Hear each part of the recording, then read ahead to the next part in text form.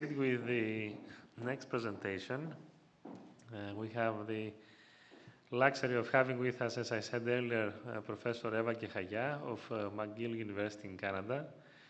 She's also from Thessaloniki, so I hope she feels like home as well. And she will give us another aspect of how the living labs are utilized at the other end of the Atlantic. And I'm sure it will be exciting. So thank you, Eva. Thank you very much for the invitation. Ευχαριστώ πολύ.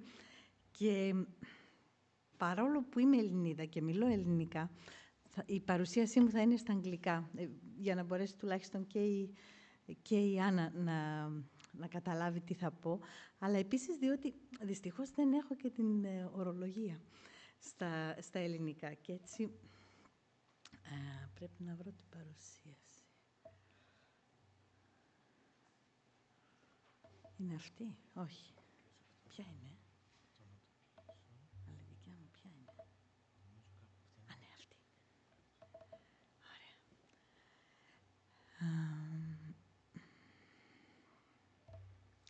Anna, thank you for actually setting the stage and for covering issues and points that allow me to actually go into the Living Lab presentation, and while skipping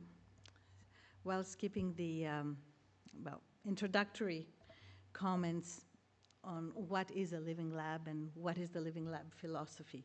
So I'm presenting to you today our own Living Lab in Montreal, the RehabMall, and I direct this Living Lab together with Bonnie Swain. We are both scientific directors of the Center for Interdisciplinary Research in Rehabilitation in Montreal, and also leaders of this project.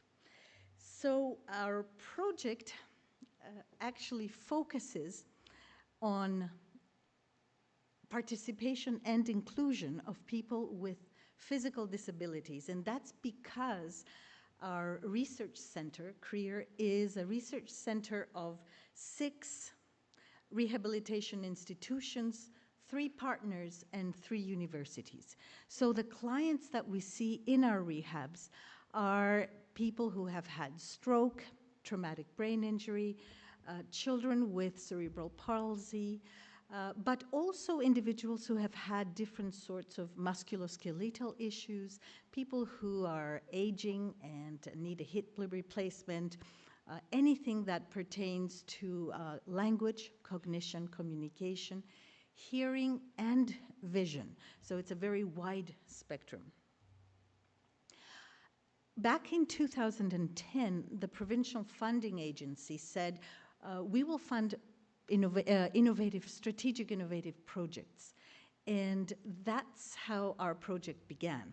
Now, when we asked our clinicians and the users, the people with disabilities, when we said, what do you really need? You've gone through the hospital, you've gone through rehabilitation, what do you need now? The answer was, well, we've had a lot of rehab, but we cannot participate in the community. We will not go and resume our daily life activities. So we were fortunate to be able to partner with the owners of this. This is a big complex. It's a complex that has a big shopping mall. I know that in Greece, shopping malls are a relatively recent appearance. So now I see Cosmos, I see different shopping malls, but we didn't grow up with such entities. But in Canada and in Montreal, where the weather is quite bad, there's a meter of snow at the moment while it's spring here, we need shopping malls because they're not just for shopping, they're for shopping and banking and going to the clinic and meeting your friends for coffee and having lunch and so on and so forth.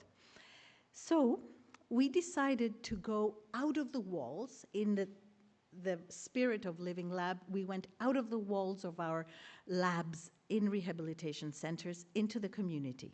And we set up shop, literally, inside the shopping mall. And our goal was to create an inclusive environment to optimize participation and inclusion for individuals of all ages, especially those with physical disability. So this is the shopping mall. It's in downtown Montreal. For those of you who will be coming to the Open Living Lab days in August, you will get to see, and you will actually get to see the Living Lab. So it's a multi-purpose complex that has more than 1 million people going through it. Thankfully, the owners of the shopping mall, they had a vision, and their vision was to create a better space for everybody, not just people with disabilities.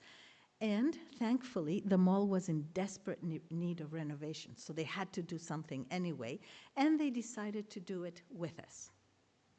So our goals, working together with the clinic, the users, the owners, industry, public and private partners, our goals were to identify environmental, physical and social obstacles and facilitators to participation, to develop technology and interventions to optimize physical, cognitive function, social participation, and inclusion of persons with disabilities, and to implement and evaluate the impact of technology and interventions in vivo.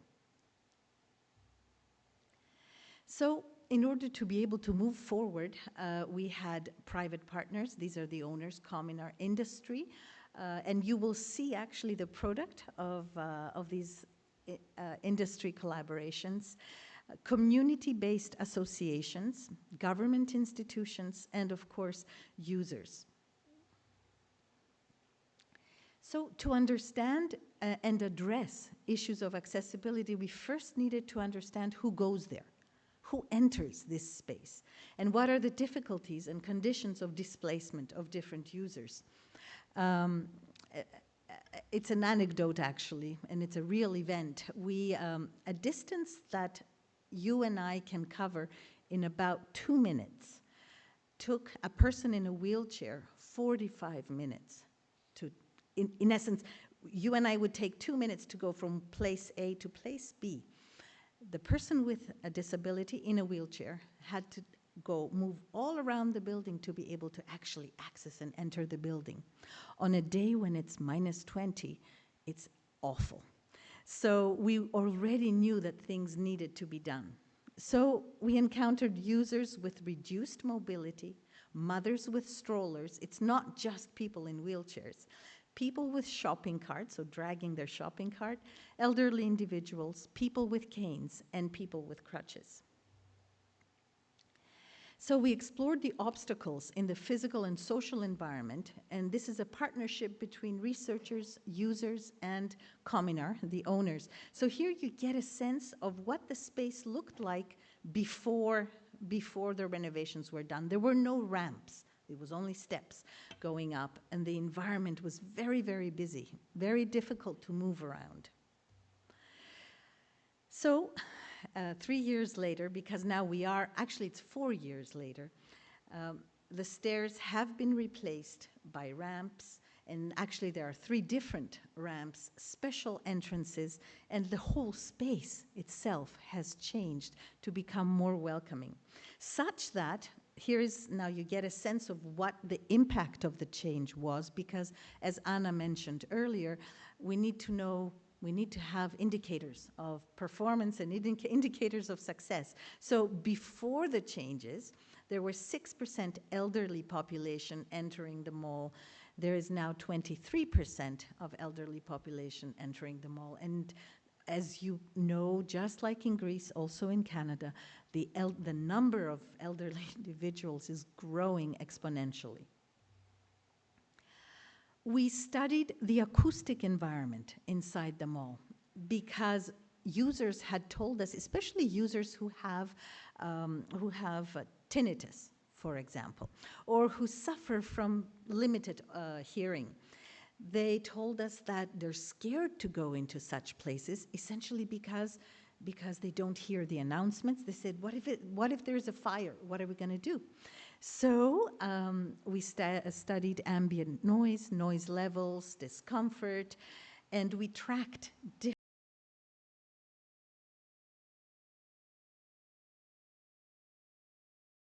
is at 55 decibels.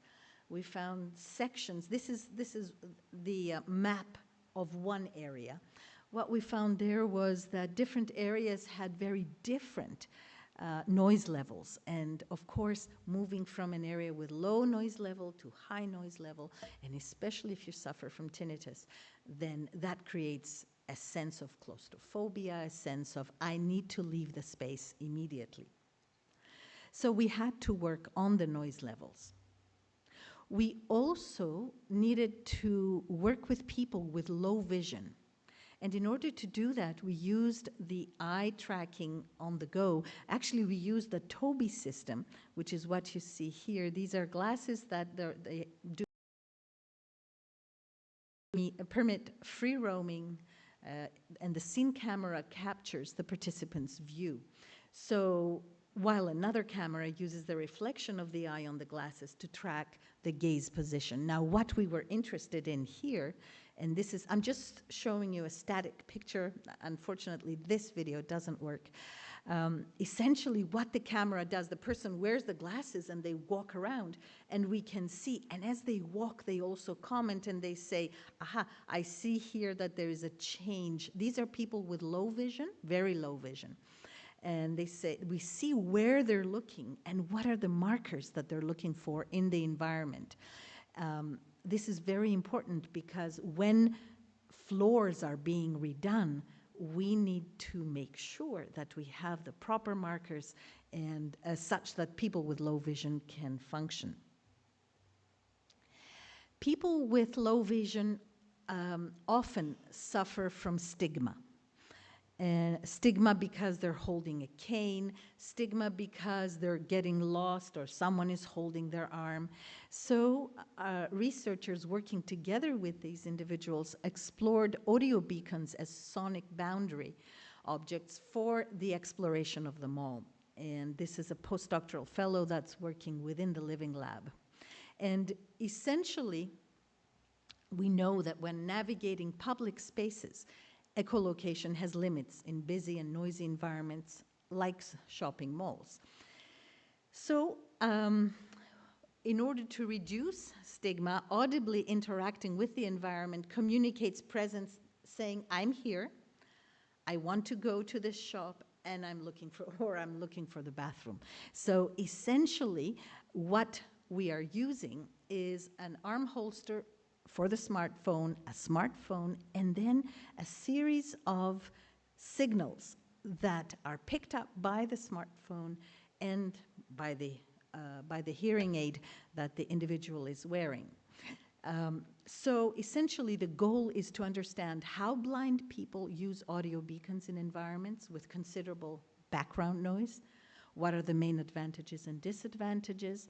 What are the choice of specific chimes or sounds, and how the information on the smartphone can serve the need for discretion when exploring a public space. Again, stigma being put aside such that the person can navigate the environment just like everybody else. Now I'm going to try to give you a sense of, no, we said this. I need to be out of there, right? Yes. So this is inside the shopping mall.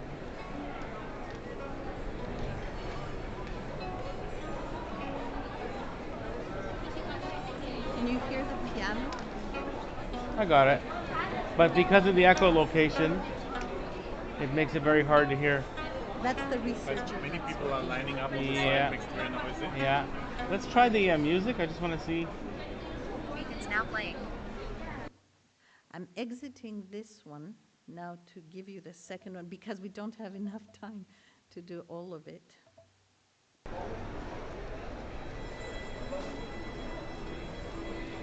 So as you approach the place that is equipped with Yeah. You know what? you hear the Not the soft music. The soft, sassy music. It's got to be upbeat. Yeah, it's gonna be. It's got to be upbeat because Yeah. this is like too sassy, Yeah. and people would never Yeah. never associate with it. Yeah. It has to be upbeat. The Okay. person who's speaking is actually a blind individual who's working with the researcher and trying to figure out what is the best, because it's a trial and error. Kiki and go. Maybe you can try another sound type. With Yeah. two long finger, both fingers, long tap. Beacon's now playing.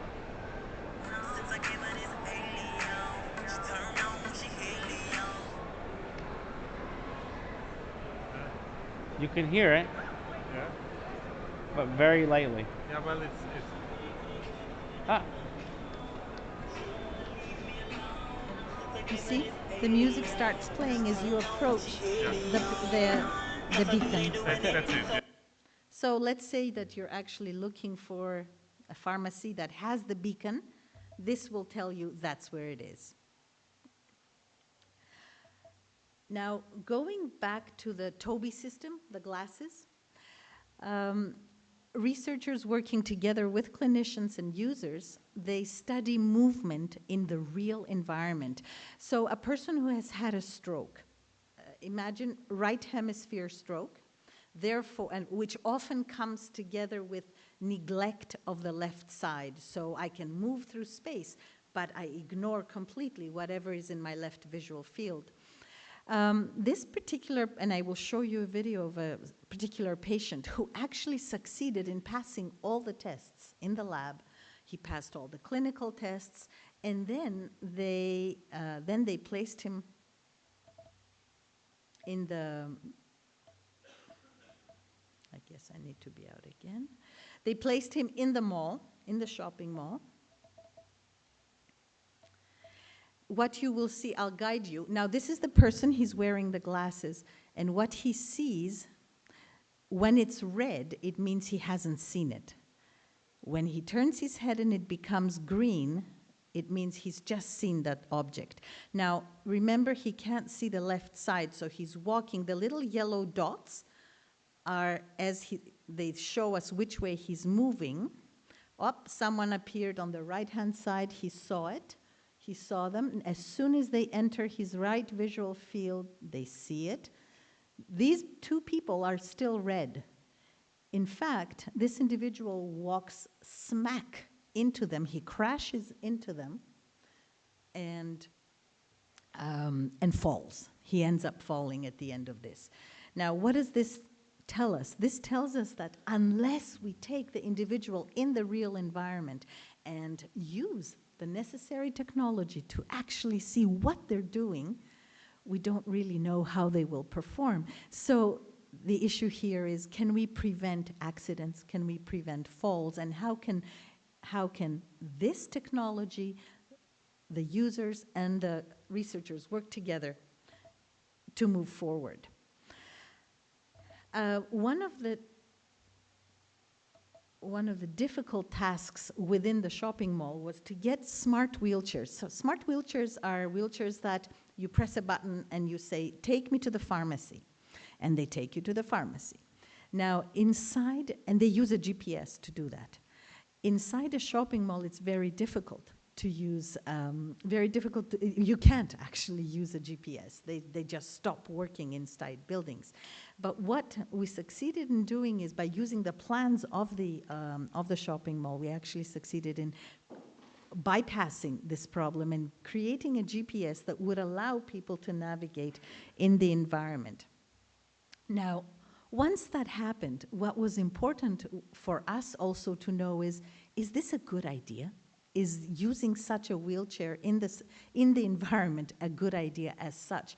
So the researchers actually worked with users and asked them, and you can see here the objectives, to identify challenging driving tasks for new wheelchair users, to understand their experience, to describe the challenging situations that they have experienced in the past. And of course, here we saw cases of difficulties accessing of large indoor areas, sidewalks, street crossings, and this is all done by installing cameras and sensors on the wheelchairs as the individual is actually using it and moving through the environment. Using the joystick, that is actually what the person uses, to move around was also difficult, avoiding obstacles and driving backwards, as were unforeseen circumstances. So, for example, being in a space that is actually very narrow and difficult to move through. Now, in order to prepare people to enter this space, we need to train them. So take a person who has just had a car accident, who has gone through the acute care, who has come to the rehab center, and they have gone through rehabilitation, who still have cognitive issues, who have difficulty doing two, three tasks at the same time, and then take them and move them into the community. We thought it was better to train them in the environment in order to give a scaled response and a scaled approach. We decided to train them in the actual environment that they were going to enter. So we took pictures of the shopping mall. Using virtual reality, we took these pictures into the lab and decided to train them right in that space. So actually, patients train in the environment. This is the basement of our living lab, the shopping mall. And what they do is they practice moving through this space, and they can practice at home also, so that they overcome the fear, how am I going to enter this new environment? And as they do that, they feel more and more confident about themselves, and eventually they enter the real environment.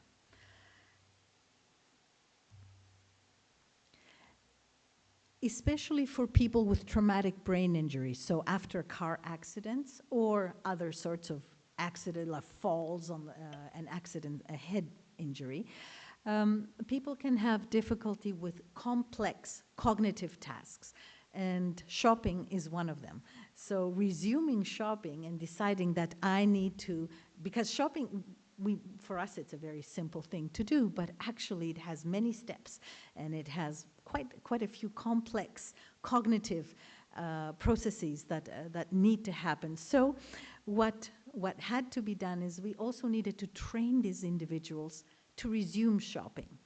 And this is a collaboration with, between our researchers and the Israeli group of collaborators. And here you'll get a small sense of what they created. Essentially, they recreated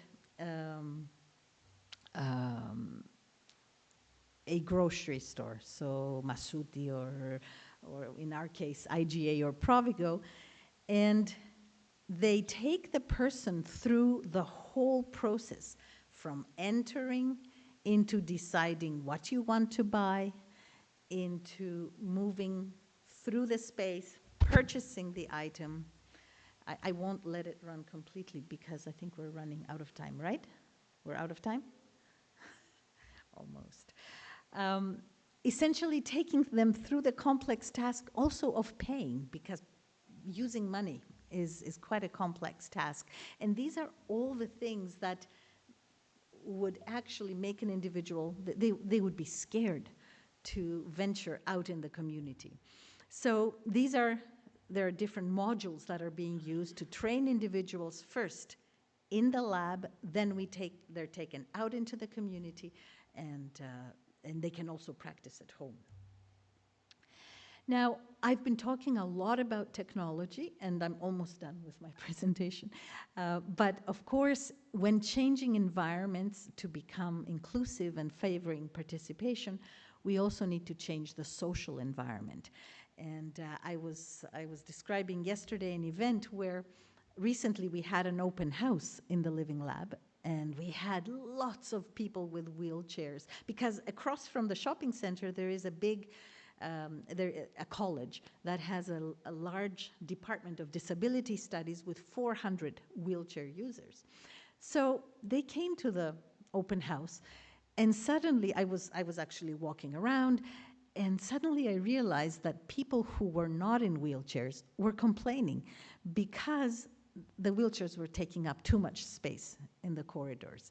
So it's very clear that what we need to do now is work with everybody else, with ourselves, essentially you and us and the public, in order to sensitize them to the fact that we all live together, use the same spaces, and then what it is to have a disability. Because it's not, again, it's not just the disability. A mother who has a stroller and is dragging some shopping bags is just as difficult.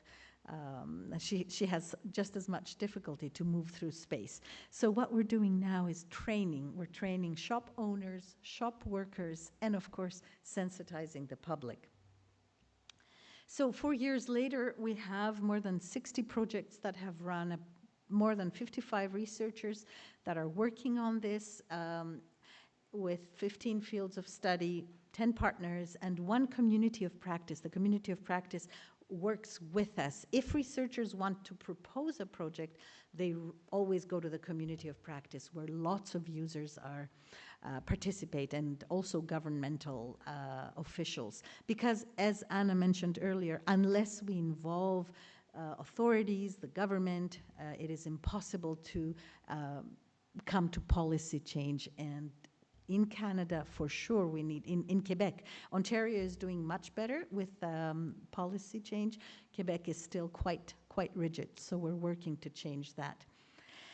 So, so we've explored the physical and social environment. We've worked within an enclosed space. We've proposed and implemented changes. We're sensitizing, developing new rehabilitation interventions. We're contributing towards the creation of inclusive environments. And the next steps, we have just proposed a team grant to address the more social issues of participation and inclusion. And last but not least is a very large intersectoral project where we hope that, we will collaborate with our partners from Thessaloniki and other partners from Anol. And this intersectoral project will try to learn from experiences, European experiences, in order to transform Quebec into a more inclusive society. And of course, our goal is to also export whatever information we may have towards our partners. Thank you very much.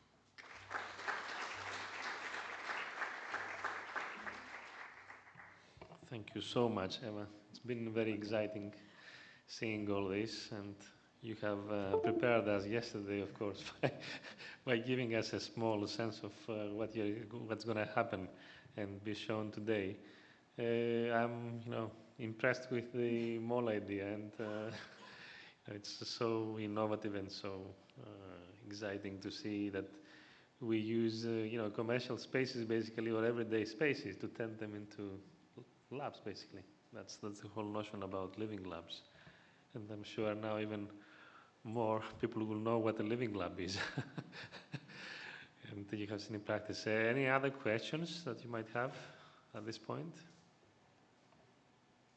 Anna, yeah? You can also use the microphone just behind you. Grab one microphone and switch it on. Just switch it on.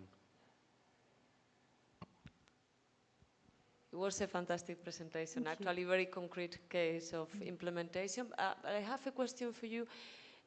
Are you in contact with any other shopping malls somewhere interested in replicating, reusing, or learning from what you have done?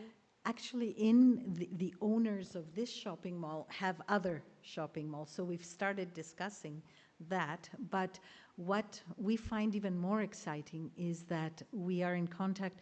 We've been contacted by the museum in Quebec City, and now we're making contacts with the museum in Montreal, because they said, "Oh, we want to be." There was a small article in the paper, and then about what we're doing, and then we got a call, and they said, "We want to become a living lab," and we said, "Okay."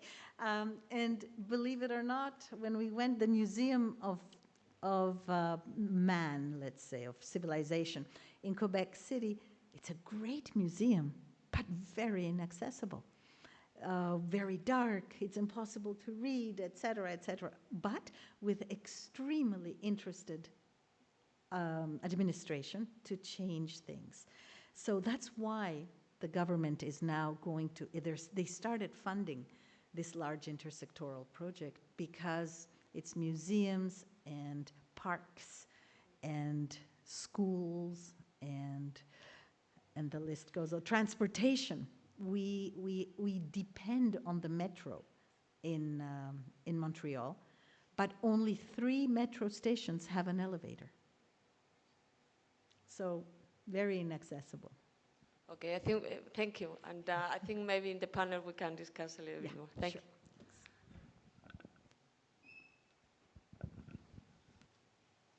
Okay, thank you very much.